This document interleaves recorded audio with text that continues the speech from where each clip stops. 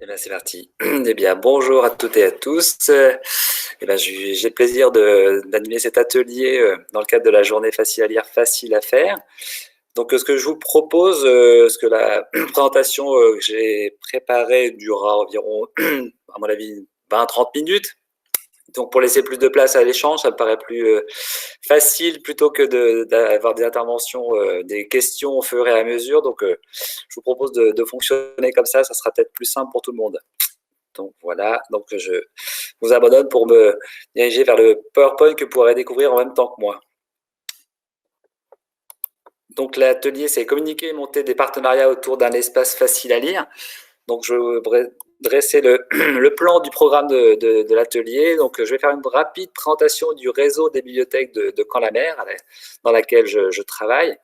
Ensuite, du réseau Territoire Lecture que je coordonne avec une collègue. Ensuite, on reviendra assez rapidement sur le contexte de la création des espaces faciles à lire dans 6 bibliothèques de Caen-la-Mer. Après, on verra aussi une rapide définition du facile à lire. Qu'est-ce que c'est? Ce sera juste un rappel, parce que j'imagine que vous avez participé pour la plupart d'entre vous à l'intervention de François ce matin et elle a dit plein de choses à ce sujet. Ensuite, on entrera dans le cœur du sujet avec la communication sur les espaces, autour du prix facile à lire qu'on a monté en même temps que les espaces, et ensuite, sur les questions de partenariat avec à la fois des acteurs socio-éducatifs du territoire et d'autres acteurs culturels, qui sont autant d'opportunités dont on peut se saisir parfois. Et puis avant de conclure, je vous livrerai quelques chiffres comparatifs entre la fréquentation, les statistiques de prêt et puis la participation au prix facile à lire entre 2019 et 2020.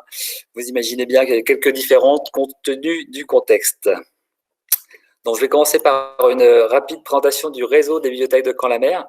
Donc, c'est un réseau qui a été créé en 2011 et qui a la particularité de se composer de 3 entités distinctes, à la fois 3 bibliothèques communautaires. Donc, le réseau de Caen. Donc, le réseau de Caen, c'est la bibliothèque Alexis de Tocqueville, la bibliothèque centrale et 7 bibliothèques de quartier.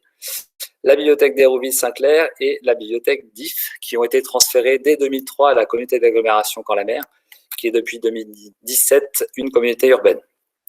Il y a aussi 6 bibliothèques spécialisées, donc l'École supérieure des arts et médias, le Mémorial de Caen, le Panta Théâtre, qui aujourd'hui d'ailleurs n'existe plus, le Conservatoire, le Musée des Beaux-Arts et le FRAC. Et donc, il y a aussi 26 bibliothèques municipales qui, depuis quelques années, nous ont rejoints et partagent notre catalogue informatique et notre carte de lecteur qui est valable du coup sur l'ensemble de ce réseau.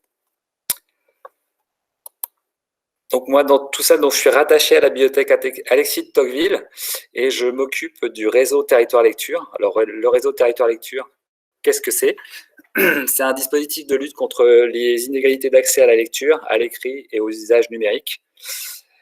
C'est aussi un réseau collaboratif qui vise plus particulièrement les publics les plus éloignés de la lecture. Un réseau collaboratif dans le sens où du coup on s'appuie vraiment, c'est la méthode qui apparaît ci-dessous, sur des partenaires socio-éducatifs du territoire, des territoires de Caen et d'Hérouville principalement, et on intervient plus spécialement dans les quartiers prioritaires politiques de la ville.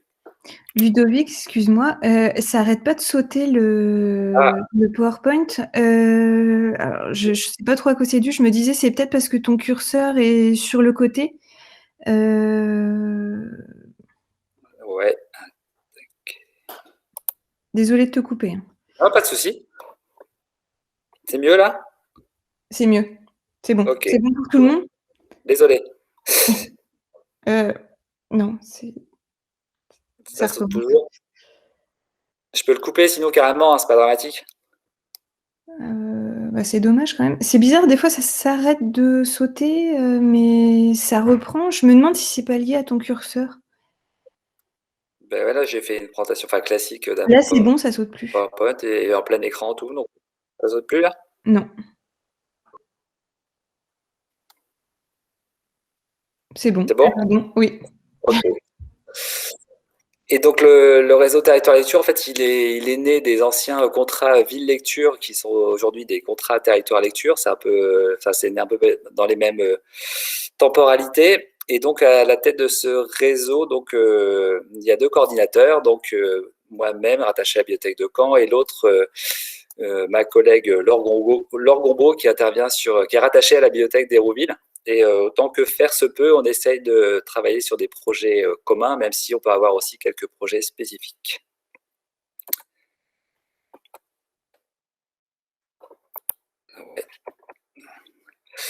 Un rapide retour sur le contexte de la création des espaces faciles à lire dans 6 bibliothèques du réseau Caen-la-Mer. En fait, c'est pas né de rien. Il y avait au préalable des espaces qui s'appelaient Lire un peu beaucoup, qui ont été mis en place entre 2006 et 2012 progressivement. Donc le premier à voir le jour, c'est celui d'Hérouville-Saint-Clair dès 2006, qui a été rejoint ensuite par 2 bibliothèques de quartier de Caen et un espace Lire un peu beaucoup à la bibliothèque de Colombelles. Donc vous voyez, là, il y a à la fois des bibliothèques communautaires et des bibliothèques qui sont rattachées au réseau de lecture publique. Donc ces espaces Lire un peu beaucoup, en fait, commençaient, il y avait un besoin de les redynamiser, de les réinterroger un peu, parce qu'ils commençaient, il y avait, on s'en emparait un peu moins, donc cette démarche facile à lire qui commençait à émerger, notamment en Bretagne, a été l'occasion de réinterroger un peu ces espaces et de rentrer davantage dans la dynamique et dans la démarche facile à lire sous l'impulsion bretonne. Et donc, on a commencé à réfléchir à cette question en fin 2017. Donc, on avait fait appel à François Sarnowski, qui nous avait commencé à initier un peu la démarche de réinterroger ces espaces Lire un peu beaucoup, qu'est-ce qu'il fallait un peu amender, corriger pour s'orienter vers la démarche facile à lire. Et la temporalité était telle que, en fait, au moment où on allait presque inaugurer les espaces faciles à lire, il y a cette dynamique nationale qui s'est réenclenchée. Donc, je vous passe les détails de la difficulté à avoir ce logo facile à lire qui, comme l'a rappelé Françoise ce matin, a été imaginé d'abord en Bretagne et qui ensuite a été acquis par le ministère de la Culture. Donc, voilà, ça s'est fait juste au moment où on a inauguré, donc c'était un petit peu compliqué, mais c'est pas si grave. Et du coup, on a pu se saisir de ce logo et de profiter de cette dynamique nationale pour s'inscrire dans la démarche facile à lire. Donc les espaces, concrètement, ils ont été inaugurés en janvier 2019, donc dans 6 bibliothèques, comme je disais, donc 4 à Caen, donc un espace à la bibliothèque Alexis Tocqueville, 3 dans 3 bibliothèques de quartier, j'y reviendrai un petit peu plus tard, un espace à Hérouville-Saint-Clair et toujours qui a poursuivi la démarche après le Lire un peu beaucoup à Colombelles. Donc le facile à lire, qu'est-ce que c'est? Ça va être très rapide, hein. J'ai simplement repris une définition qui apparaît dans la plaquette facile à lire, un outil d'inclusion pour les professionnels, qu'on retrouve sur le site du ministère de la Culture. C'est une plaquette dont on ne s'est pas saisi nous-mêmes et qui remplacerait avantageusement les plaquettes qu'on a pu faire de nos propres chefs. Donc on en reparlera un peu plus tard, mais en tout cas, voilà, ça rappelle l'essentiel de cette démarche, à savoir que c'est une démarche qui s'appuie sur un espace attrayant, clairement identifié par un logo, sur une sélection de livres de l'édition courante et accessibles dans leur forme et valorisants dans leur fond, ainsi que sur des partenariats avec les acteurs du champ social. Donc on retrouve tous les enjeux de cette démarche facile à lire, à la fois le côté espace attractif, la sélection de livres, une sélection qui doit être quand même assez fine. Françoise a eu l'occasion d'en parler et j'imagine que dans l'autre atelier, il en est grandement question. Accessible dans leur forme avec tout ce travail autour des critères faciles à lire et valorisants de leur fond. Donc on n'aura pas forcément beaucoup l'occasion d'y revenir cet après-midi, mais c'est vrai que le travail de sélection des fonds à faire figurer dans les espaces faciles à lire, c'est pas si simple. Et puis la question des partenariats qui est essentielle pour imaginer des médiations qui soient le plus adaptées possible. Donc on va rentrer dans Ludovic, excusez-moi, ouais. Votre PowerPoint ne défile pas et ça continue à sauter. D'accord. C'est mieux. Ce que je propose, c'est peut-être que je peux le couper, d'une part. Peut-être que ce serait mieux parce que c'est un peu déstabilisant en fait, ce clignotement en permanence. Pas de problème. Voilà. Et il est découpé, voilà. Je vais me débrouiller autrement. Et puis, de toute manière, je pourrais vous le renvoyer qu'il soit partagé avec chacun d'entre nous. D'accord, super. Merci beaucoup. Je ne sais pas ce que vous en pensez. Oui, ce serait Il y a beaucoup mieux. quelques... Comment? On le mettra sur le site, Ludovic, il n'y a pas de souci. Super. Parfait.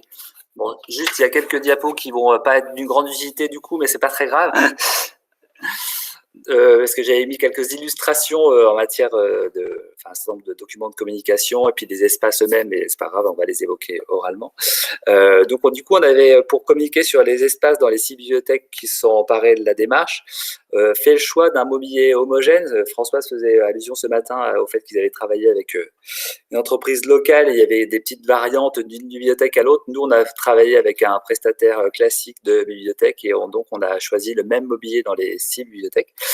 Après, les bibliothèques du réseau de lecture publique qui voudraient rejoindre la démarche, c'est déjà le cas. On a été rejoint l'an passé par une bibliothèque du réseau de lecture publique, Cormel-le-Royal, qui a fait le choix d'un tout autre mobilier. Enfin, c'est pas non plus comment dire, un frein à rentrer dans la démarche et participer avec nous au prix facile à lire.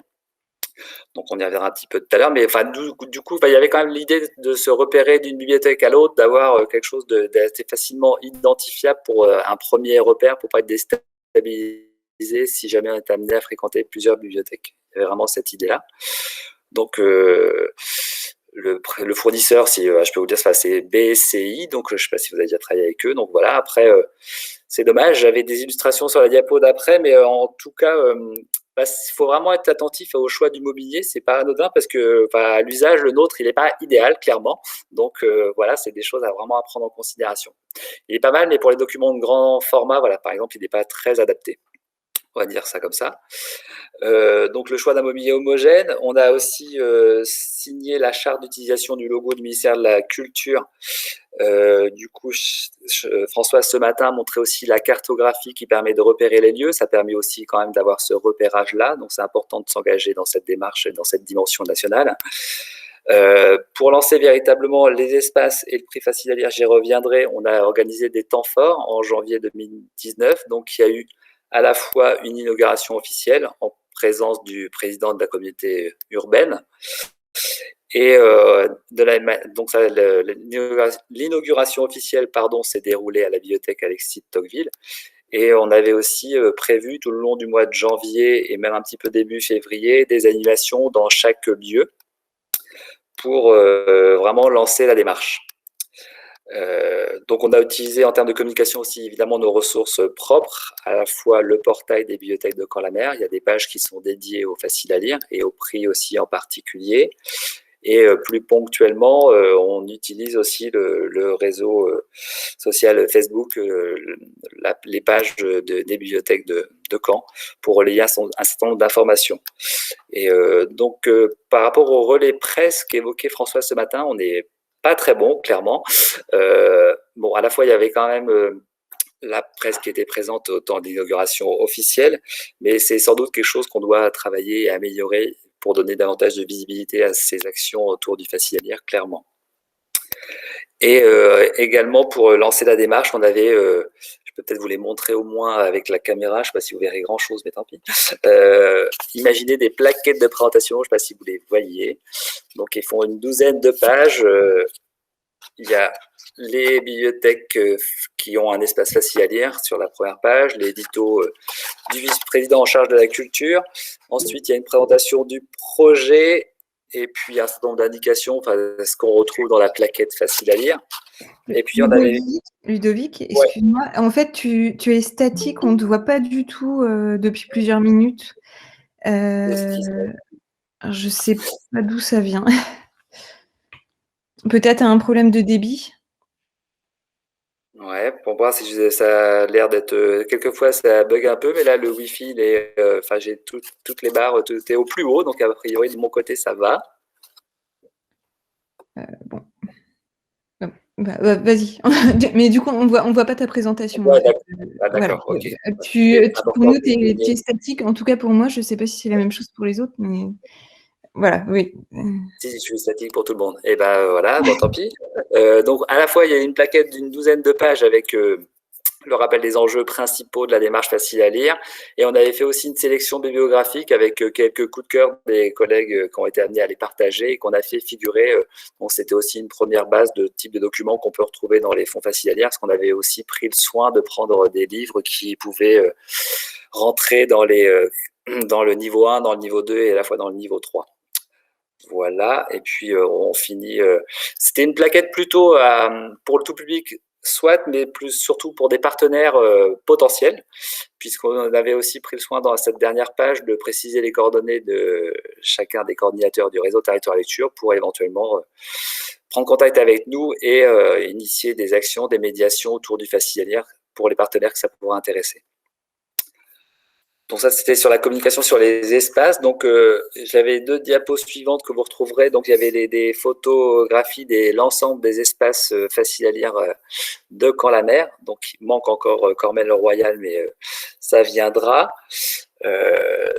Bon, rapidement pour les, comment dire, on avait, les meubles, c'est des meubles qui n'ont pas une grande emprise au sol et qui ont, à la fois, il y a une version haute et une version basse, et donc ça permettait aussi de pouvoir s'adapter à différents lieux, à différentes bibliothèques, selon l'espace dont ils disposaient pour installer les mobiliers en question. Donc ça, c'était ce côté modulable était quand même assez intéressant.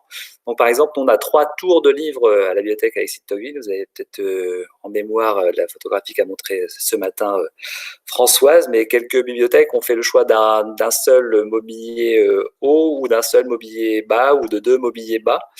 Les mobiliers bas ayant l'avantage de pouvoir mettre en valeur des documents de grande taille, ce que ne permettent pas forcément les emplacements prévus dans ces tours de livres.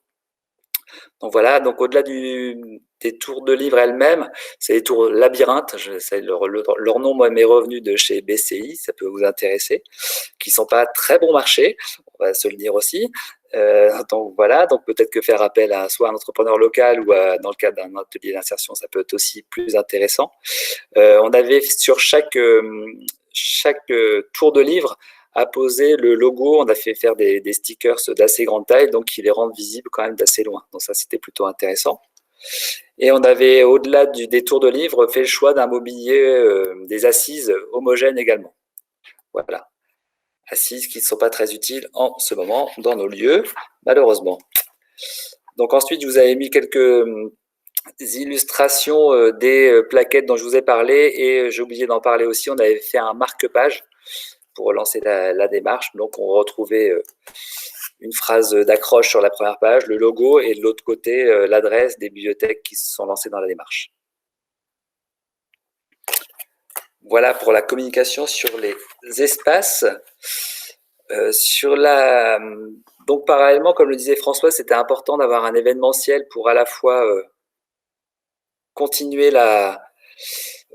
pérenniser un peu la démarche. Donc, on s'est rapidement, c'était pas vraiment prévu, donc on l'a fait un peu, pas dans la précipitation, n'exagérons rien, mais ça s'est décidé pas si tôt que ça. On s'est lancé dans un prix facile à lire dès le lancement, dès l'inauguration de ces espaces faciles à lire. Et avec le peu de recul qu'on a, c'était franchement une bonne idée pour à la fois effectivement fédérer les partenaires, mais pas que, aussi les bibliothèques participantes, que c'est pas si évident d'inventer des médiations chacun dans son coin, donc au moins d'avoir un socle commun de livres, ça permettait aussi de pouvoir mutualiser certaines médiations. Voilà, chacun pouvait préparer des médiations et en faire profiter l'ensemble des autres collègues bibliothécaires.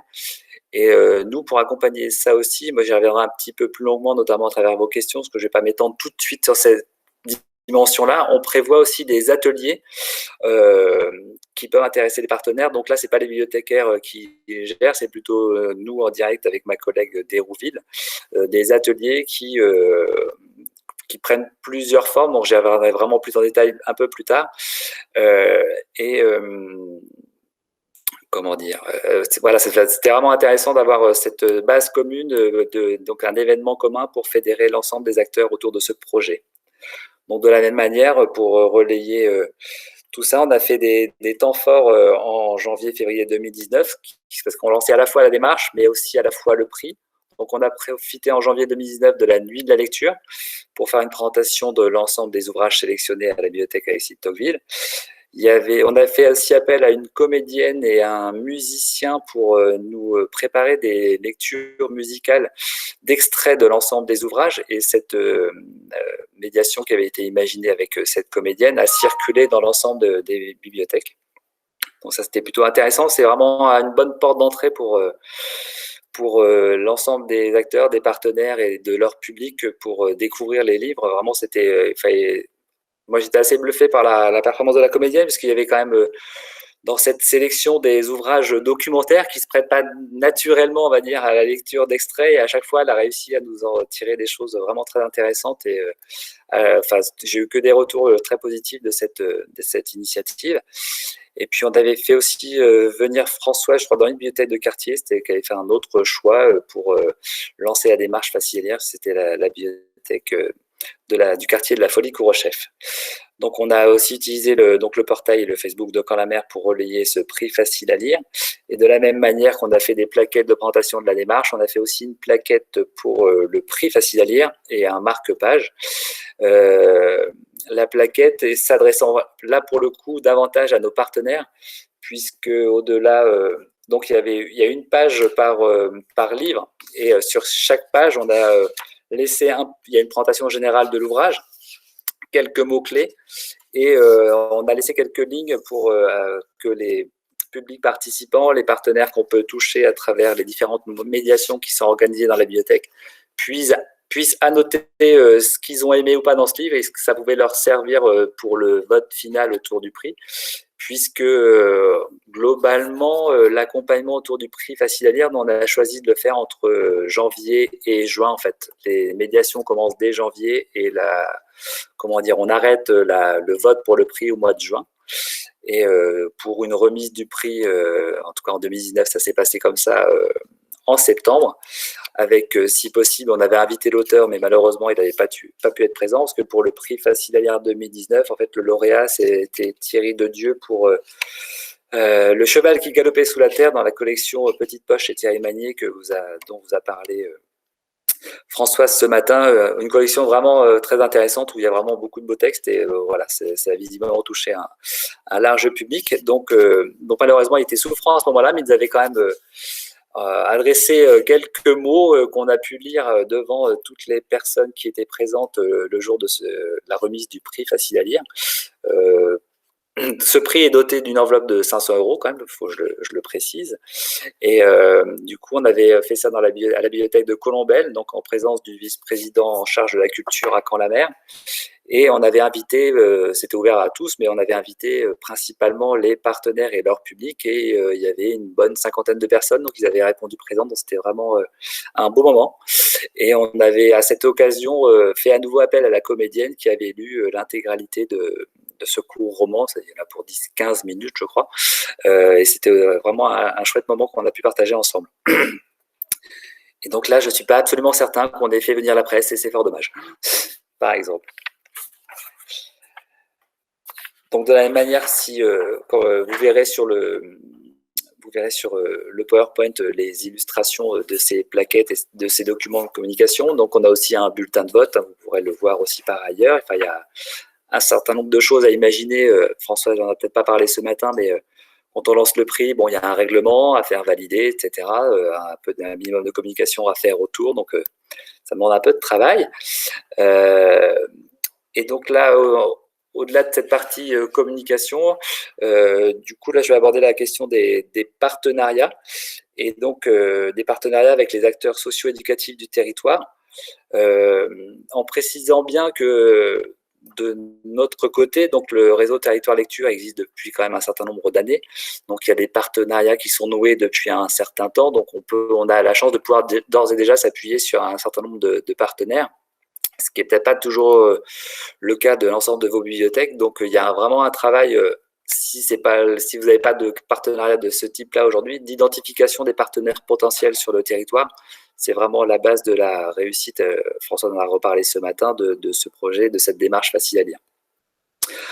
À la fois, donc il y a un travail de repérage qui est assez important, mais le facile à lire, à travers, en tout cas nous, les partenaires avec lesquels on peut travailler, ça touche vraiment un large public potentiel. Donc à la fois, nous, on peut travailler avec les résidences pour personnes âgées qui relèvent du CCAS, avec des organismes de formation, des formations aux compétences LEC, où ça a dû encore changer de nom, enfin lire, écrire, compter. Aujourd'hui, je crois que c'est les organismes qui font des formations aux savoirs essentiels, ça doit être ça. On a aussi des dispositifs qui sont implantés dans chaque quartier prioritaire de la ville de Caen, qui s'appellent les PIAF. Ce sont des points d'insertion par l'accueil et la formation. Ils font de la formation, mais pas de la formation, on va dire, institutionnelle, mais ils peuvent accompagner les personnes dans des demandes de formation, des recherches de formation. Ils montent aussi des ateliers sociolinguistiques, puisque leur public, depuis une dizaine d'années, évolue beaucoup vers des publics qui pratiquent pas la langue française, donc ils ont mis ça en place. Et à chaque personne qui rentre dans le dispositif, ils font la proposition de participer à des projets culturels, ce qui nourrit nos partenariats depuis, je crois, enfin moi je suis en poste depuis 4 ans, mais depuis une bonne quinzaine d'années aujourd'hui, et c'est vraiment un partenaire solide et sur lequel on s'appuie considérablement pour l'ensemble de nos projets. On a aussi des associations, je l'ai fait allusion ce matin, du type, elle s'appelle Advocacy Normandie. C'est une association qui accueille des personnes atteintes de troubles psychiques. On touche aussi ces personnes par le biais des CATTP, donc c'est des hôpitaux de jour pour accompagner ces personnes en soins psychiques. Qui d'autres? On a aussi comment dire, des associations d'aide et d'accueil des migrants. Donc, on a pu travailler aussi avec la CIMAD sur ce projet Facile à lire, sur le prix en particulier. J'aurai l'occasion de revenir un peu sur les modalités dans lesquelles on a pu travailler avec eux. Et on a aussi impliqué des partenaires, notamment les PIAF, ENEFA, l'organisme de formation dont je vous parlais tout à l'heure, et Normand 10, qui s'occupe des enfants, principalement dyslexiques, mais qui a pu nous apporter aussi son éclairage. On les a impliqués en fait dès l'origine du projet.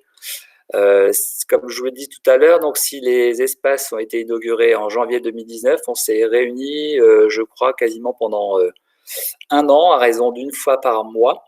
Et on a pris le projet dans tous ses aspects, donc à la fois le choix du mobilier, à la fois les collections. Donc j'ai un souvenir extrêmement précis en matière de collection. On avait, comment dire, fait un choix assez large de documents qu'on trouvait dans nos anciens espaces dire un peu beaucoup, et dans les trouvailles et les sélections de François Sarnowski. Et puis on avait eu un regard un peu critique de la part de nos partenaires sur ces choix-là, et l'œil de la personne qui s'occuper davantage de la dyslexie chez les enfants avait été aussi très intéressant à cet égard, puisque du coup, si on n'est pas sur des livres spécialisés, enfin, les critères vraiment nous avaient conforté dans cette idée que ça pouvait quand même toucher un public dyslexique d'adultes.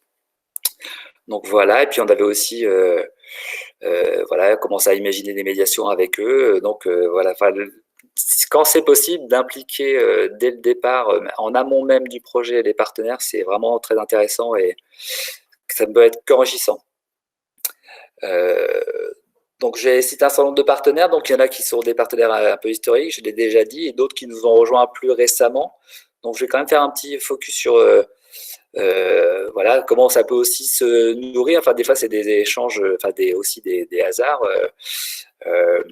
Donc, par exemple, Advocacy Normandie, voilà, pour la petite histoire, c'est l'animateur de cet espace convivial et citoyen, parce qu'il s'appelle comme ça, et le compagnon d'une collègue bibliothécaire. Bon, ouais, voilà, ça s'est fait un peu comme ça arrive aussi, c'est très bien.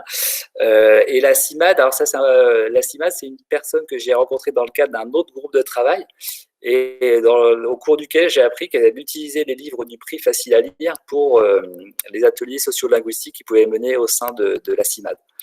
Et donc là, c'était un peu dommage, donc je les ai quand même invité le groupe. La première année, j'ai su ça assez tardivement, à venir au moins voter ensemble, et en les accueillant à la bibliothèque, puisque les ateliers se menaient uniquement à la CIMAD, donc c'était bien qu'il y ait cette démarche de les faire venir à la bibliothèque.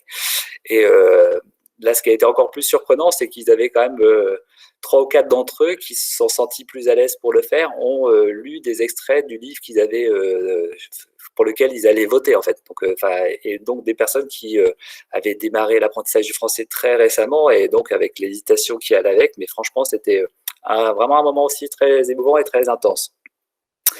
Et donc depuis, évidemment, on a quand même essayé de l'accompagner un peu plus les personnes qui fréquentent la CIMAD dans le prix facile à lire. Et donc, on a quelques interventions, je crois, à raison de 4 interventions et de présentation de 2 livres à chaque fois et d'échanges qui peuvent se nourrir à partir des livres en question. Donc voilà, ce qui me permet de faire le lien avec la souplesse qu'ont les partenaires et la souplesse qui peut être la nôtre aussi, puisque c'est quand même, comment on va dire, un projet qui demande de l'engagement et de l'énergie, mine de rien, puisqu'on est sur des nombres de personnes extrêmement réduits. Et néanmoins, il y a quand même un certain nombre de médiations à monter qui ne sont pas anodines. Et donc, il y a des formules plus ou moins légères dans l'accompagnement des publics selon l'envie du partenaire et selon aussi les moyens dont on dispose. Clairement, il faut aussi avoir ça en tête. Si bien qu'il y a des partenaires qui fréquentent par exemple les bibliothèques de quartier quasiment chaque semaine ou tous les 15 jours, donc mais c'est des personnes souvent d'origine étrangère. Et comme je disais ce matin, les médiations passent notamment quand même par la lecture quasiment intégrale de l'ensemble ou de longs extraits, on va dire, de tout ou partie des ouvrages. Donc ça demande un temps effectivement extrêmement long. Ensuite, les interventions qu'on peut mener, notamment, là je prends des exemples, je n'ai pas forcément tout en tête, que les ateliers et les médiations sont animés par mes collègues bibliothécaires, rarement par moi directement, voire jamais.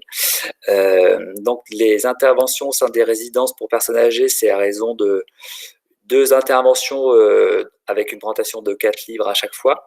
Donc voilà, à charge ensuite aux animateurs dans ces résidences de faire vivre ce prix et d'essayer de susciter le vote. Donc voilà, c'est vraiment une question de moyens. Enfin, on n'a aujourd'hui pas plus la possibilité d'intervenir plus longuement que ça pour ce prix, parce qu'il y a d'autres interventions d'autres natures dans ces établissements, mais voilà. Et il y a des accompagnements voilà, qui sont un peu à la lisière de tout ça, un peu plus réguliers, mais à raison d'une séance par mois, en gros, qui peut permettre de une présentation d'un livre par mois et qui peut prendre des formes différentes. Donc ça, c'est vraiment pour les médiations suivies auprès de nos partenaires. Et on a un groupe de travail avec un groupe de partenaires un peu plus restreint qu'on fait participer à différents ateliers, des ateliers qui peuvent, prendre des formes extrêmement différentes selon la nature du public, puisqu'il y a des personnes avec lesquelles on travaille, notamment les ESAT, pour lesquelles la lecture, pour des problèmes cognitifs est vraiment une difficulté. Donc, on axe davantage les ateliers sur le côté art plastique, comme le disait ce matin Françoise. Donc, on a aussi parfois des ateliers plutôt plastiques. C'est pour ça que quelquefois, la sélection des livres du prix est orientée aussi en fonction de ça. Des livres davantage, des livres objets. Entre la première année, le titre ne va pas me revenir. Il y avait cet album avec de la découpe laser d'Hélène Druver, New York Melody, ça y est, j'ai retrouvé. Du coup, par exemple, qui a amené certains groupes avec lesquels on travaille à faire un petit livre avec les mêmes principes, avec un accompagnement d'une plasticienne qui a pu encadrer ce groupe pour ses ateliers. New York Melody a été vraiment inspirant quand j'y pense, puisqu'on avait aussi des musiciennes de formation de jazz qui se sont emparées de cet album et qui en ont proposé une lecture musicale qui était aussi très riche. Quelle forme d'autre ça peut prendre aussi on a aussi des mises en voix d'extraits de certains livres, et notamment du livre qui est choisi pour faire l'objet d'une rencontre dans le cadre du Salon du Livre. Et j'y reviendrai un petit peu après. Donc voilà, ce type d'atelier. Et quand je parlais d'opportunités sur le territoire, j'y reviendrai après. Donc on peut travailler dans ce cadre-là, soit avec des artistes locaux, soit avec d'autres partenaires culturels de Caen ou des alentours. Et l'an passé aussi, une démarche aussi qui avait trouvé une adhésion assez large et qui avait trouvé très intéressant certains partenaires, avant même qu'ils découvrent les livres. Comme le disait François, ce n'était pas forcément un préalable d'avoir lu le livre avant de faire la médiation en question. On avait travaillé avec une personne qui est comédienne de théâtre et qui avait proposé des exercices de pratique théâtrale avec l'appui des ouvrages en question, et ça a été on a eu des beaux retours des partenaires pour lesquels les publics ont pu participer à ce projet. Du coup c'était pas la peine de l'avoir lu, même quel que soit son niveau de lecture, on pouvait s'emparer du livre de cette manière un peu ludique et théâtrale, donc c'était aussi vraiment très intéressant. Donc voilà, donc à la fois voilà, des médiations suivies assurées plus ou moins régulièrement par les bibliothèques et l'intervention plus ponctuelle d'artistes ou d'institutions locales culturelles pour d'autres ateliers en fait un peu plus au long cours. Et donc voilà, je crois que j'ai à peu près fait le tour. J'y reviens, je pense, juste après pour les partenariats avec les acteurs culturels. Donc on a la chance sur le territoire d'avoir un certain nombre d'autres institutions sur lesquelles on peut s'appuyer. Donc, je vais faire un peu dans le désordre de mon PowerPoint, mais c'est pas grave, c'est pour faire le lien avec ce que je viens de dire. Donc, on a tous les ans, avant même le prix Facile à lire, on organisait une rencontre d'auteurs au Salon du Livre de Caen, qui s'appelle Époque. Et donc, je vais prendre l'exemple de cette année. On n'a pas de prix cette année, mais néanmoins, on va faire une rencontre facile à lire autour des ouvrages de la collection Ceux qui ont dit non, chez Actes Sud Junior, je ne sais pas si ça vous parle. Et quand je parle d'opportunités sur le territoire, là, c'est vraiment grâce à ce partenariat un peu ancien avec le Salon du Livre qu'on a pu monter ce projet, puisque en échangeant il y a un an maintenant, je crois, avec la responsable de la programmation jeunesse du Salon du Livre, elle m'avait dit qu'il y avait un projet à la Comédie de Caen autour justement de 3 livres de cette collection et il voulait faire un triple portrait théâtral, je vais les citer, donc de Johan Bez, Lounès Matoub et Victor Yara. Donc il y avait une création artistique qui était en cours. Voilà, c'était des collections qui figurent dans le facile à lire. Ça pouvait faire l'objet de la rencontre au Salon du Livre, donc assez naturellement, n'exagérons rien, mais en tout cas, ça ne nous a pas semblé assez oui, naturel quand même, de monter un projet autour de ça. Donc voilà, quand je parlais d'opportunités, quelquefois on a la chance sur le territoire, donc ça passe aussi par des partenariats et des relations assez fluides avec l'ensemble de nos partenaires pour pouvoir imaginer ce type de projet. Il y a aussi donc des ateliers qu'on mène avec le musée de Beaux-Arts depuis 3 ans maintenant, donc qui peut aussi orienter un peu notre sélection autour du prix Facile à lire. Je l'ai mis dans mon dos, mais vous ne me voyez toujours pas. Donc tant pis. Donc tant pis. Donc c'est un livre qui s'appelle Normandie. Petite histoire d'impressionnisme, pardon, en 50 chefs-d'œuvre aux éditions de La Martinière, si je ne m'abuse. Et en fait, il y avait en Normandie, donc Normandie impressionniste, et du coup, on a monté des ateliers plastiques avec le musée des Beaux-Arts, et les participants aux ateliers, donc ils faisaient vraiment de la création plastique. Ils pouvaient aussi bénéficier de la découverte de la visite, d'une visite un peu privée de l'exposition qui a été accueillie par le musée des Beaux-Arts de Caen.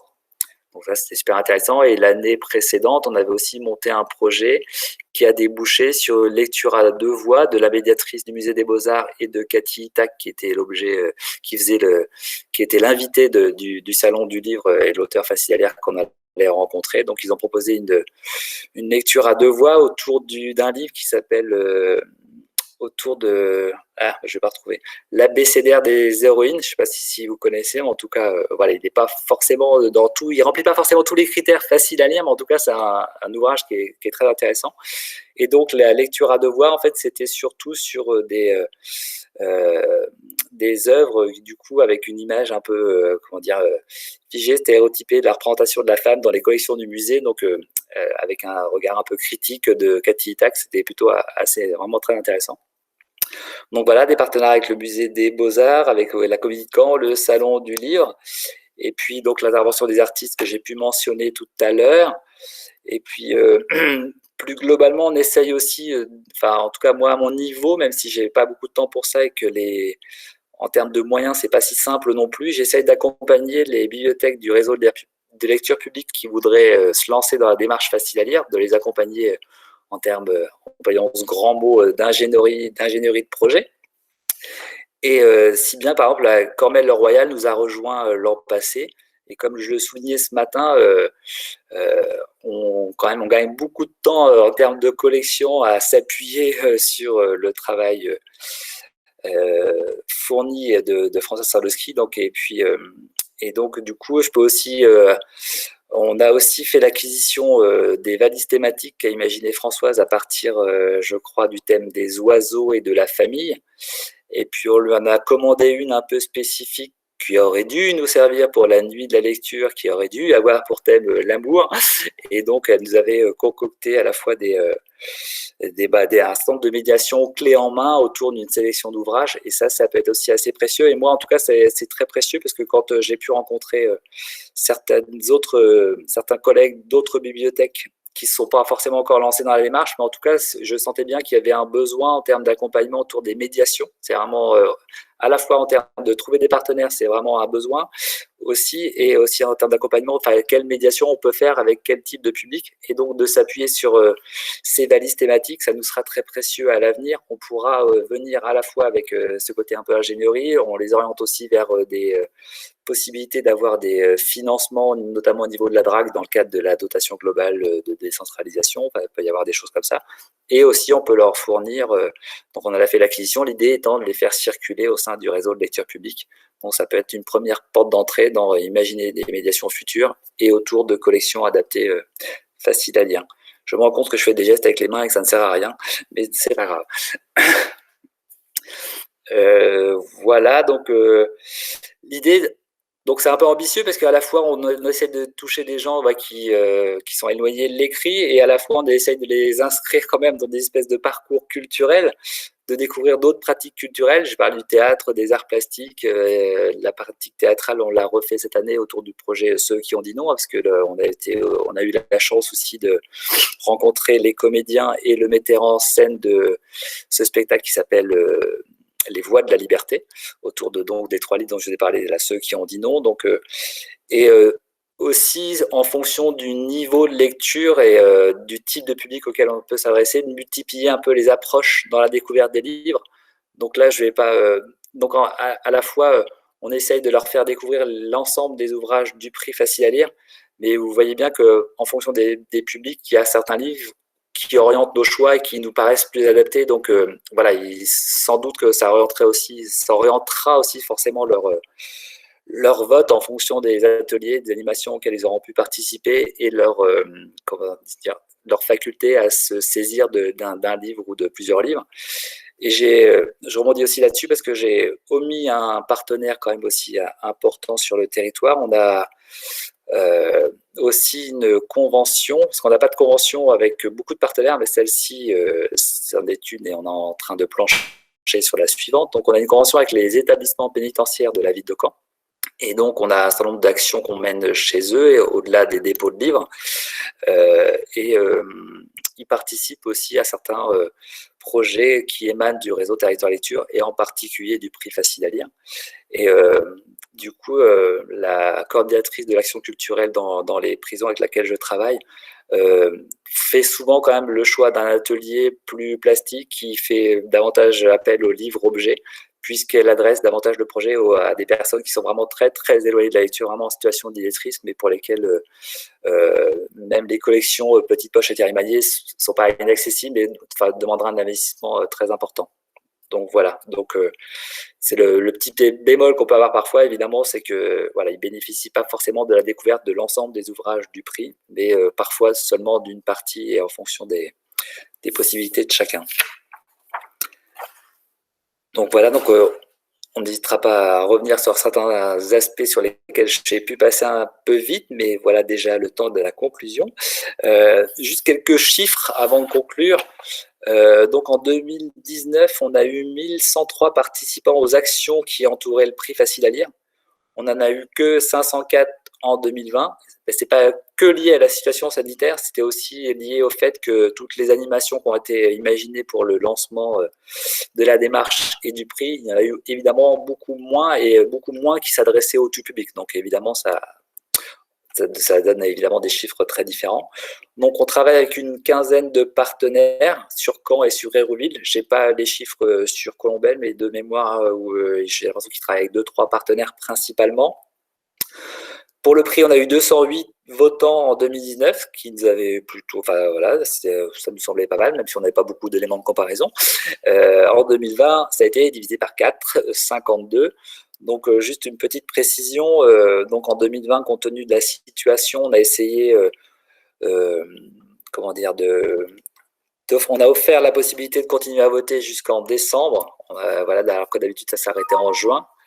Néanmoins, en l'absence de médiation suivie, de relations possibles et d'accueil du public possible dans les bibliothèques, on a eu du mal à raccrocher les partenaires et leur public tout au long de l'année. Ça a été assez compliqué. Pour ce qui concerne la fréquentation des espaces, donc j'ai aussi des chiffres de presse. Là, c'est les chiffres pour l'ensemble des 6 bibliothèques. Donc, on a eu 2431 prêts pour les 6 bibliothèques avec un taux de rotation de 1,9 en 2019. Et on a eu, ça va vous paraître étrange, mais 3185 prêts en 2020 avec un taux de rotation de 2005. Donc là, je nuance beaucoup puisque, en fait, ce chiffre de prêts qui a beaucoup augmenté, il tient principalement à l'augmentation du nombre de prêts à la bibliothèque Alexis-Tocqueville, donc la grande bibliothèque. Et pour rebondir sur les propos de François ce matin, pour le coup, je pense pas qu'on soit complètement, enfin, c'est pas grave en soi, mais dans le cœur de cible. Enfin, c'est pas c'est des personnes qui voilà, qui empruntent dans ces espaces faciles à lire comme ils empruntent, je pense, dans d'autres espaces, même si je vois quelques personnes qui sont davantage dans les publics qui peuvent être ciblés par ce projet. En tout cas, voilà, on a eu une augmentation de... Je ne vais pas vous dire de bêtises. Voilà, un taux de rotation de 3 à la bibliothèque Alexis-Tocqueville, on est passé à 3,5, tandis que toutes les bibliothèques de quartier ont vu leur nombre de prêts considérablement baisser. Donc voilà, là, ça tient davantage à la situation sanitaire, puisque les bibliothèques de quartier ont été fermées plus longuement que la nôtre, que la bibliothèque centrale, entre guillemets, et il y avait aussi un service dégradé, c'était juste en mode drive, donc évidemment, ils n'avaient pas non plus accès au fond facile à lire, enfin visuellement, donc comme ça repose quand même davantage là-dessus, enfin c'est pas, enfin, voilà, ces chiffres ne sont pas forcément très révélateurs. Cette augmentation, voilà, elle est surtout à noter pour une bibliothèque et malheureusement pour les autres, ça a un peu baissé. Bon, après, des collègues, au-delà de la situation, se sont quand même interrogés sur cette baisse et du coup, on va essayer de retravailler un peu ces questions, tout en sachant qu'ils ont bien conscience aussi que leurs prêts sont évidemment boostés par rapport aux médiations suivies, à l'accueil régulier qui est fait des personnes qu'on a envie de toucher, en tout cas, plus spécialement. Donc voilà, pour les quelques chiffres, c'est toujours intéressant, même si c'est pas toujours très révélateur, surtout en fonction du contexte. Juste par rapport à... Oui, pour la petite histoire aussi, on a une réorganisation des bibliothèques de quartier maintenant qui obéissent davantage à une logique de pôle. Donc on a pu aussi avoir un déplacement de l'espace facile à lire d'une bibliothèque de quartier vers l'autre bibliothèque de quartier qui relève du même pôle. Et l'idée étant d'avoir un espace facile à lire dans chaque pôle. Donc j'ai fait une approche il n'y a pas si longtemps pour que le 4e pôle des bibliothèques de quartier soit aussi équipé, doté d'un espace facile à lire dans les 2 années qui viennent. Allez, on ne va pas être trop exigeant.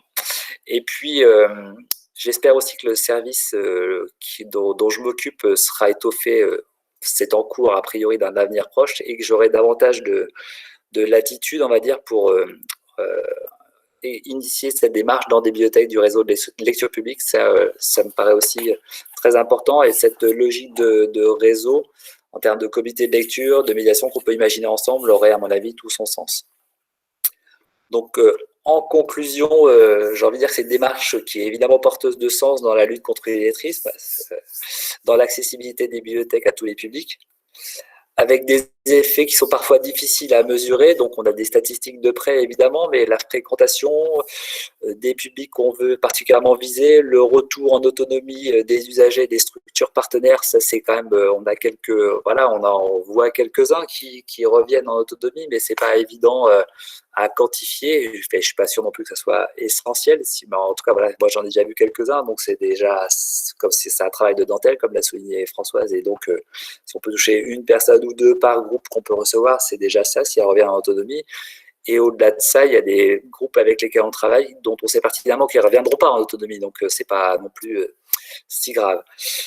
Donc ça a une démarche porteuse de sens, mais qui demande une implication importante, un engagement à la fois des bibliothécaires et des partenaires, ça c'est quand même aussi à relever.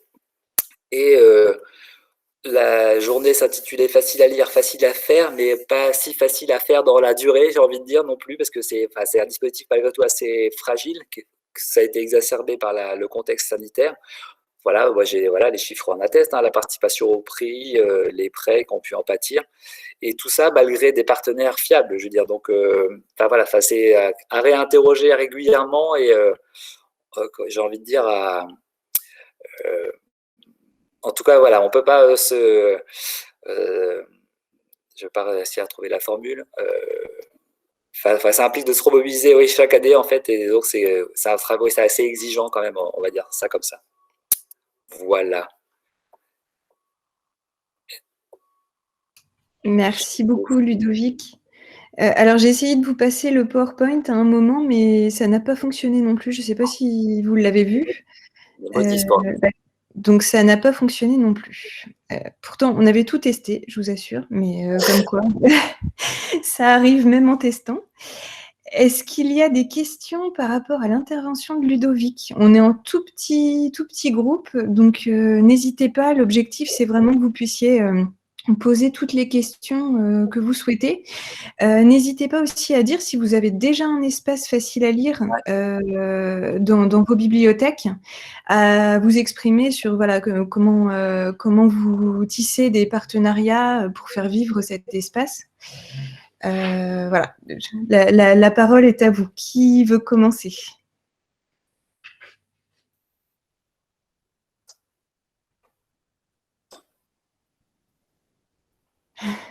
C'est la première, après ça va venir tout seul. C'est la première.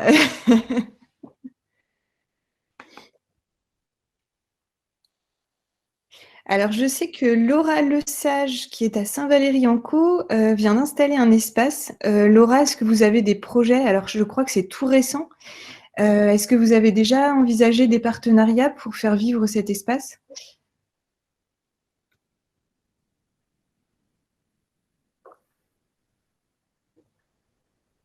Le micro n'est pas branché, visiblement. Non. Et on ne la voit pas non plus. Donc, j'espère que ça fonctionne.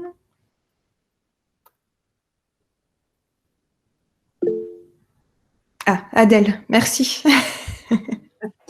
Bonjour, Adèle, je travaille à la bibliothèque départementale de la Manche où nous commençons à travailler sur la thématique de l'illettrisme et donc on réfléchit à la construction de modules faciles à lire. Et notamment, tout à l'heure, vous parliez du mobilier que vous aviez acheté sur l'ensemble des 6 bibliothèques qui se sont lancées. Donc peut-être une première question assez pratique. Est-ce que ce mobilier, il est facilement modulable? Est-ce que ça vous arrive de faire des actions en extérieur, enfin, des manifestations en extérieur où vous pouvez emmener ce mobilier et des livres faciles à lire pour faire découvrir l'offre? Et qu'est-ce que vous nous donneriez comme conseil pour nous qui allons nous engager dans effectivement le fait de construire des kits, d'essayer d'avoir des petits kits mobiliers pour une trentaine de livres faciles à lire? Merci. Je ne sais pas si je vais refaire l'ensemble des questions, mais en tout cas pour la partie mobilier, non, on n'a pas. Si, en fait, j'allais dire des bêtises. Si, on les a déjà déplacés une fois à l'extérieur, à l'occasion justement du salon du livre. Où la première année, quand je vous disais qu'on avait une fréquentation importante, c'est qu'aussi on a les chiffres de fréquentation du salon du livre qui sont venus booster ces statistiques. Et on avait déplacé le mobilier de la bibliothèque AIC de Tocqueville au salon du livre. Bon, faut savoir que c'était quand même sur une distrate qui avait été montée en bois, parce qu'en fait, c'est un mobilier qui est assez modulable, mais au cœur de la bibliothèque, puisque c'est des toutes petites roulettes. C'est un mobilier sur roulette, quand même, ça c'est pas anodin, c'est quand même assez pratique. C'est aussi pour une des raisons pour lesquelles on l'a choisi. Donc, on avait pu transporter 2 tours au salon du livre, mais je vous dis sur une surface. Voilà, c'est des roulettes, je sais pas, il faut 5 cm de diamètre, donc voilà, faut pas que ça soit, comment dire, une surface un peu chaotique, quoi. Une surface bien plane et voilà. Pour la question du nombre, vous pouvez me repréciser la question parce que par rapport à une trentaine de livres, l'idée c'est voilà une cinquantaine en général au départ. Et pour rebondir sur la question du mobilier, les plus petites tours de livres peuvent accueillir, que je dise pas de bêtises, 6 par face. Ouais, une petite trentaine, effectivement. Les tours basses, si je peux vous donner la référence du mobilier, hein, c'est pas un souci, mais je vous assure, elles sont pas très bon marché. On avait la chance d'être bien accompagnés sur ce projet, et que l'investissement avait été assez massif. Je crois que, enfin, tout cumulé, ouais, je crois que c'est le mobilier, la tour basse, ça va être 1500 €, je crois, quand même. C'est pas très, voilà. Et voilà, je crois qu'on peut mettre une vingtaine d'ouvrages, on va dire, dans les tours basses, et en exploitant la partie supérieure avec des documents de plus grand format, peut-être 25-30. Pour le côté, donc, après, moi, en termes de mobilier, moi, c'était assez ouvert au départ. En tout cas, on avait, nous, on était prêts aussi à faire travailler soit des artisans locaux ou même sur des chantiers d'insertion, pourquoi pas. Après, il y avait d'emblée quand même l'idée d'éventuellement élargir la démarche à d'autres bibliothèques du réseau de lecture publique ou à d'autres bibliothèques du réseau communautaire, si bien que pour retrouver, il y avait cette idée d'avoir un mobilier un peu homogène. Donc voilà, on est plutôt parti sur une offre commerciale, c'est aussi un peu pour ça. Donc après, moi, j'avais pas entendu François à ce sujet depuis longtemps, mais le côté de faire travailler l'artisan local avec une espèce de côté homogène et à la fois qui peut être adapté dans chaque bibliothèque. Bon, là, l'idée, c'est plutôt c'est la bibliothèque départementale qui les fait, qui les prête, en fait. C'est un peu, ça serait ça. Donc, je sais pas, plutôt du sur-mesure, plutôt que l'offre commerciale, j'en sais rien. J'en sais rien, mais si ils sont amenés à se déplacer beaucoup, en tout cas, les nôtres ne sont pas adaptés, clairement. Les tours labyrinthes de chez BCI, voilà, je vous en fais pas. Je vous les conseille pas pour cette utilisation-là, en fait. Après, je me souviens plus le mobilier d'Ille-et-Vilaine. Là, je vois bien à quoi il ressemble et je sais plus s'il y a des roulettes ou pas. Donc, en termes de transport, c'est pas anodin non plus, quoi. Et pour les interventions hors les murs, si je fais une petite parenthèse, on s'est doté des IDEAS Box, je ne sais pas si ça parle à tout le monde, donc concept de bibliothèque mobile qui a été développé par Bibliothèques sans frontières. Donc voilà, pour la partie mobile, on est plutôt sur l'utilisation de ces outils-là. Voilà.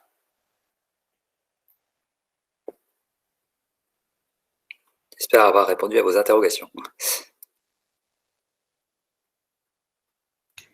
Catherine.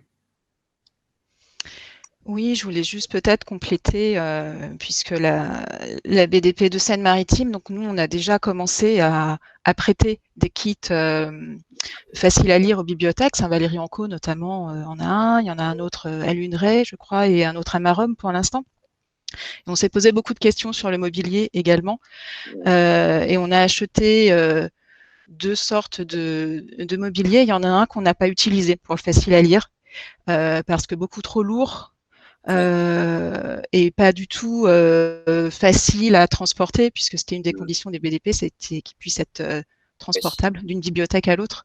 Et du coup, on y a renoncé. On l'a utilisé pour autre chose dans la médiathèque, pour présenter des livres. Mais on a gardé un mobilier en bois. J'ai plus le nom du fournisseur, mais je pourrais le redonner après. À l'échelle, en fait, on peut enlever les étagères s'il fait en transport, ça allège un petit peu. Par contre, il n'est pas sur roulette. Mais il n'est pas trop lourd à déplacer. Après, on attend, les premiers prêts ont eu lieu cette année, donc on attend vraiment le retour des bibliothèques pour savoir comment il est perçu et quels usages elles en font. Juste une remarque par rapport à ça, puis une question complémentaire.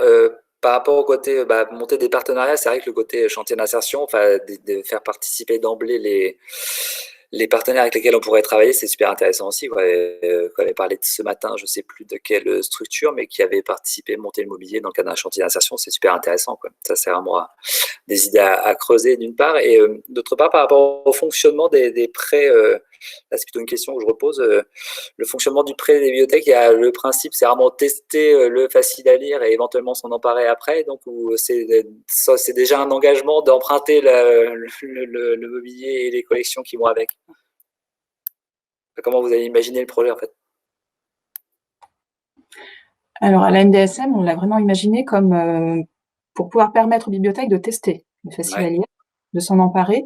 On prête quand même pour une période assez longue, au moins 6 mois. voilà, ce qui pour nous est long en tout cas. Mais dans l'idée que les bibliothèques, voilà, testent, s'emparent du projet, se forment, et puis après continuent sans nous, en quelque sorte. Ouais.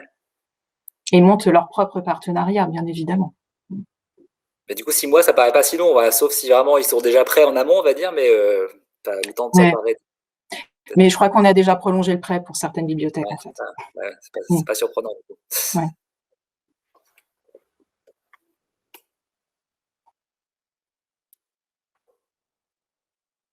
Est-ce qu'il y a d'autres questions à Louviers, par exemple, est-ce que vous avez, Christelle, des projets est-ce que vous avez commencé à monter un petit fonds Bonjour. Donc, tout à fait. À la médiathèque de Louviers, c'est vraiment un projet qu'on souhaite lancer qui devait être lancé au printemps 2021. Donc, on a commencé à repérer dans nos collections ce qui relevait du facile à lire.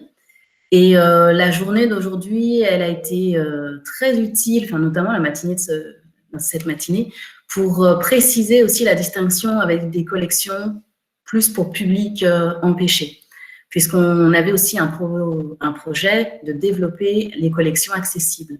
Donc, ça a permis une mise au clair sur cet aspect. Les partenariats, il se trouve qu'aujourd'hui, sur cette journée, on a invité 2 collègues du CCAS et du pôle senior pour suivre cette journée, puisque l'idée, c'est de les impliquer très tôt sur notamment le choix de mobilier pour les salons de lecture qui seront proposés dans les espaces d'accueil du CCAS et de la résidence senior, et puis aussi de leur donner idée des collections qu'on pourra y trouver. Donc, on leur avait déjà présenté les collections il y a quelques semaines de ça pour leur donner un aperçu de ce que représentait le facile à lire. Et l'idée, après, c'est effectivement d'envisager la médiation. Donc là, cet après-midi, merci Monsieur Charrier, on a entendu plein de choses intéressantes sur notamment le passage aussi vers d'autres structures culturelles grâce à la médiation, l'ouverture culturelle sur les arts, les beaux-arts, etc. Je trouvais ça intéressant. Moi, la question que j'avais, c'était notamment, c'est purement, pratique, mais vous avez évoqué tout à l'heure la DGD en disant qu'on pouvait le solliciter, notamment sur les valises thématiques. Et là, ça ne me parle pas tout à fait. Est-ce que vous pouvez préciser dans quel cadre vous faites appel à la DGD pour ce type de projet? C'est pas pour nous spécialement, parce que nous, on a la chance de bénéficier d'un contrat territoire lecture. Enfin, à ce moment-là, en tout cas, on a bénéficié d'un, donc on a plutôt utilisé le contrat pour territoire lecture et les subventions qui étaient allouées pour les médiations autour du facile à lire, pas tant pour les acquisitions documentaires d'ailleurs, mais c'était plutôt moi par rapport aux bibliothèques du réseau de lecture publique qui voudraient s'inscrire dans la démarche, du coup, qui pouvaient, pour monter leur espace facile à lire, à la fois en termes de collection et notamment en termes de collection, même peut-être de médiation, dans la mesure où ils finançaient eux-mêmes à 50% le projet, bénéficier, je crois, de la DGD. Il me semble que c'est possible. En tout cas, je crois qu'à Cormel-le-Royal, quand je l'avais suggéré ça, donc déjà, d'une part, ils l'ont appris, donc c'était qu'ils pouvaient bénéficier de ça, donc c'était important, et je crois qu'ils l'ont sollicité et ils l'ont obtenu. Donc, pour le mobilier, j'ai un gros doute parce que c'est quand même plutôt de l'investissement et pas du fonctionnement. Mais en termes de collection et de médiation, ça peut quand même, j'imagine, être utilisé. Donc, en tout cas, elle s'était rapprochée de la direction régionale des affaires culturelles et elle avait eu toutes les réponses. Et je pense qu'il y a moyen, pour partie en tout cas, de financer ce projet par ce biais-là. Je veux dire, à la condition qu'il soit aussi pour moitié pris en charge par la structure qui se lance dans la démarche, quoi. Idil Beautois, conseillère livre et lecture dans l'Eure et en Seine-Maritime, est avec nous. Idil, est-ce que tu nous entends? Et est-ce que tu pourrais préciser les conditions de cette prise en charge? Ouais. Non, bon, peut-être plus tard. On revient vers. Bonjour, je suis désolée, mais je ne capte pas très bien, donc j'ai du mal à. Du coup, vous pouvez l'écrire, comme ça je vais pouvoir. Oui, mais c'est moi qui ai mal entendu parce que ça coupe en fait. Donc si vous pouvez. Ludovic, est-ce que tu peux repréciser sur le territoire de Caen-la-Mer? Allô? Non, du coup, moi, je disais simplement pour essayer d'accompagner les bibliothèques du réseau de lecture publique qui voudraient se dans la démarche, les orienter vers la sollicitation de la DGD pour financer au moins l'achat des collections, voire de certaines médiations autour du facile à lire. Une remarque de la bibliothèque de la Manche, typiquement, on peut solliciter aussi le CNL pour les collections, notamment pour les publics empêchés. Donc ça, c'est effectivement. Effectivement. Alors oui, par le biais de la DGD, on peut financer le développement d'un nouveau fonds. Tout à fait, ça c'est envisageable. Donc ça c'est auprès de la DRAC et le CNL effectivement aide aussi, mais là la DGD ce sera sur la constitution du fonds. Le CNL pourra aider aussi, je crois, à la constitution, mais également à la valorisation, à la médiation. Donc sur le projet plus global. D'accord. Donc tout ce qui est investissement dans des valises. Alors après, j'ai pas en tête les démarches exactes auprès du CNL. Il y a un dossier à présenter. Ah, je suis désolée, j'entends pas très bien. Donc, mais voilà, effectivement, par le CNL, ce sera le plus global comme projet que par la DGD. Voilà, comme je vous entends pas, je ne sais pas si c'est bon pour vous. Merci, Odile, c'est bon. Merci. Donc Adèle Hébert nous a mis le lien justement du Centre national du livre. Donc là, vous allez avoir accès à toutes les aides là-dessus. Et donc ça passe sur des valises thématiques telles que les déploie Françoise Zarnowski. Alors on avait 2 médiathèques qui ne peuvent pas s'exprimer, qui n'ont pas de micro. Donc à Honfleur, il y a un début de création d'espaces faciles à lire avec 20 livres. Ils sont en train de constituer le fonds et réfléchissent à la mise en espace. Voilà, donc ils nous disaient que tout reste encore à faire sur la médiation. Et à Saint-Valery-en-Caux, Laura Lesage, est-ce que vous avez un micro pour intervenir sur la mise en place de votre espace facile à lire ? Toujours pas. Donc à Saint-Valery-en-Caux, ils bénéficient justement du service de la médiathèque départementale. Du service de prêt d'un espace facile à lire. Et donc, on nous dit que le retour est plutôt favorable. Pour l'instant, c'est en phase de test.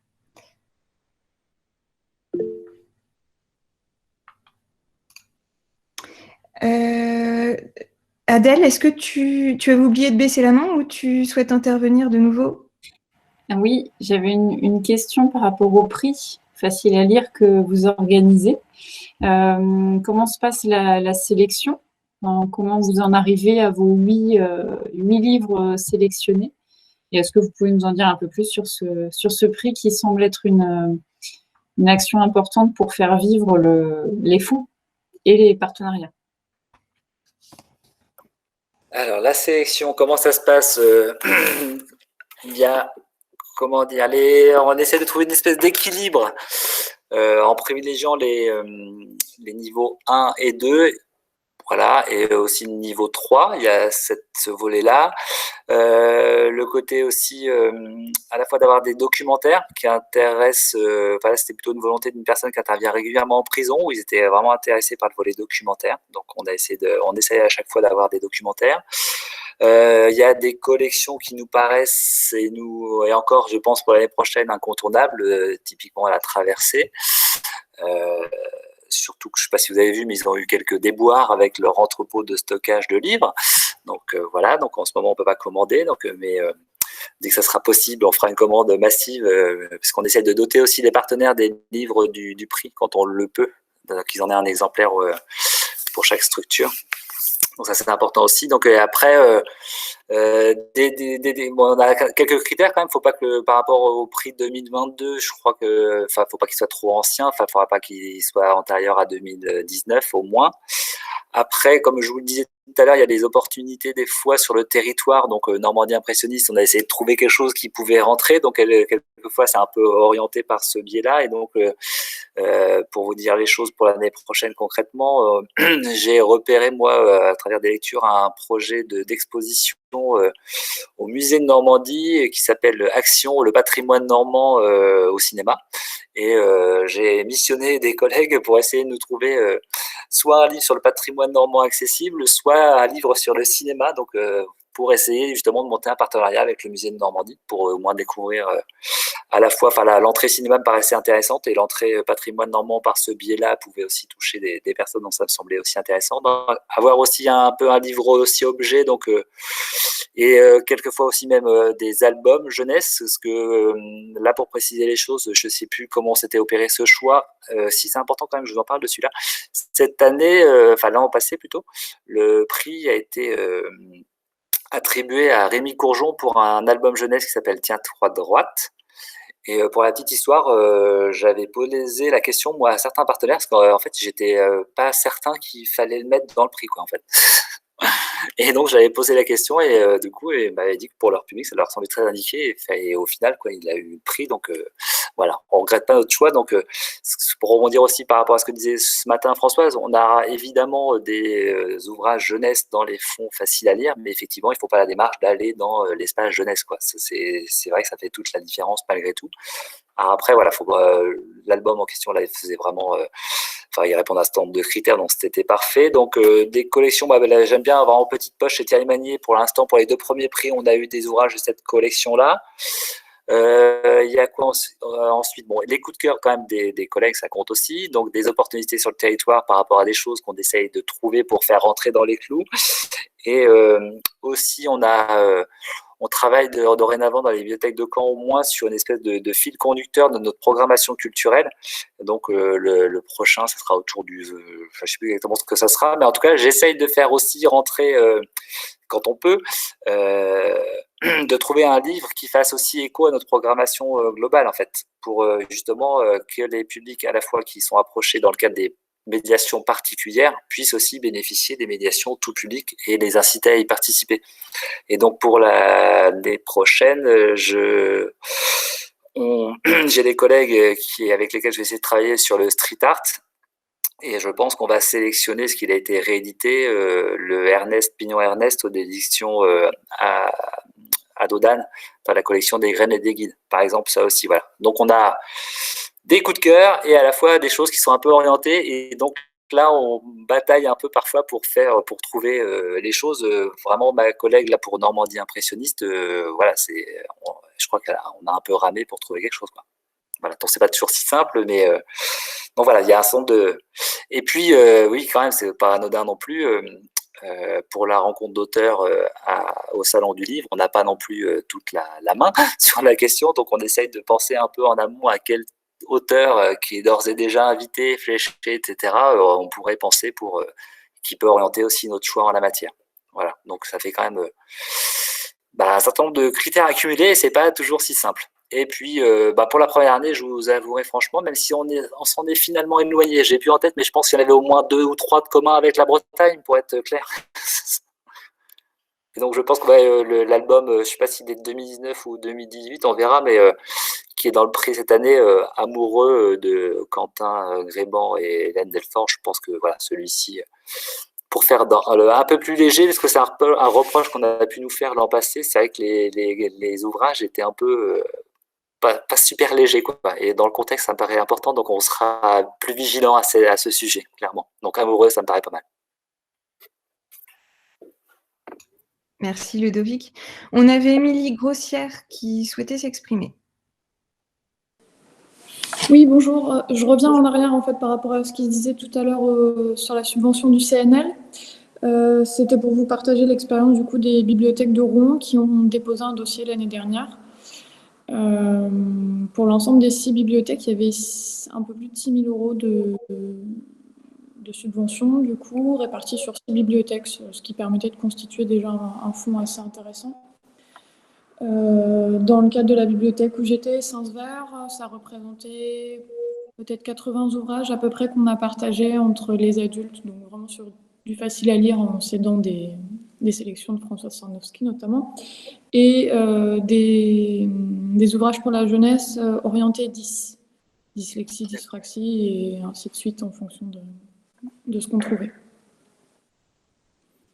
Donc j'ai quitté Rouen là, il y a quelques semaines, mais normalement la mise en place des collections était là pour le printemps. Ça devrait se lancer. D'accord. À suivre alors. Voilà. Merci. Est-ce qu'il y a d'autres questions ou témoignages?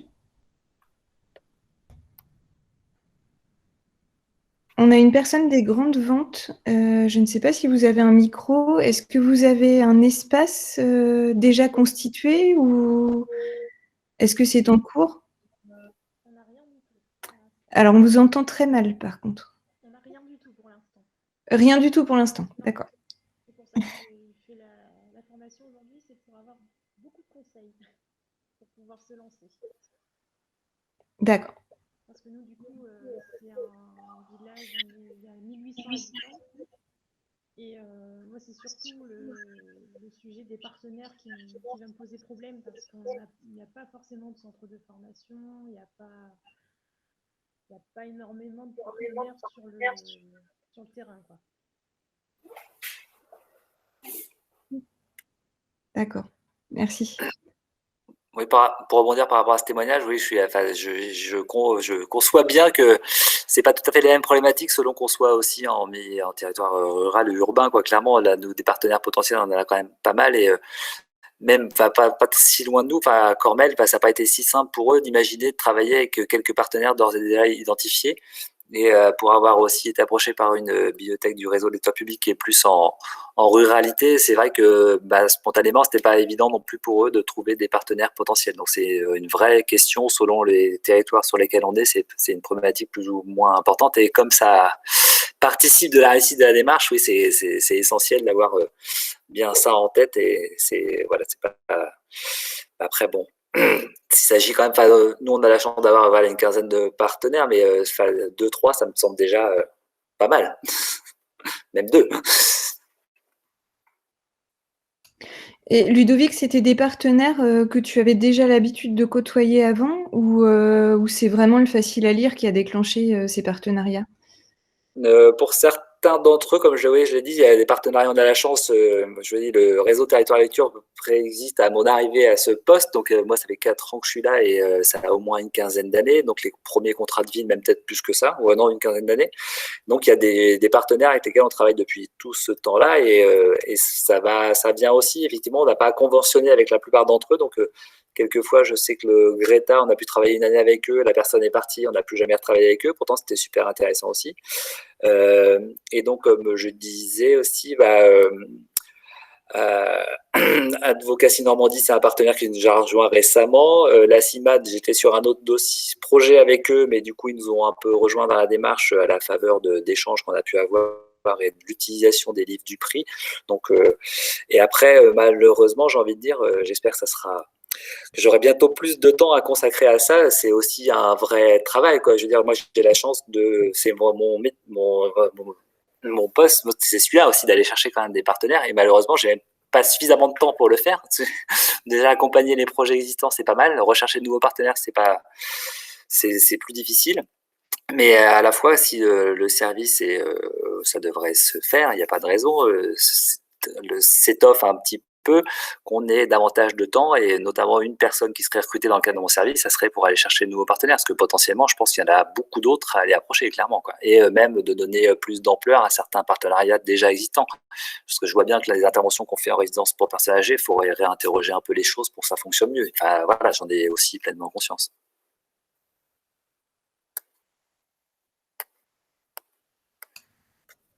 Merci. Est-ce qu'il y a une dernière question?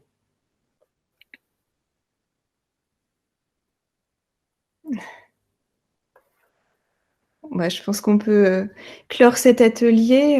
N'hésitez pas à revenir vers nous. On a les contacts de tous les intervenants, du Ludovic Charrier et des autres intervenants. Si vous avez des questions, notamment pour les personnes qui sont en début de projet, n'hésitez pas à revenir vers nous pour avoir des compléments au fur et à mesure de la construction de vos projets.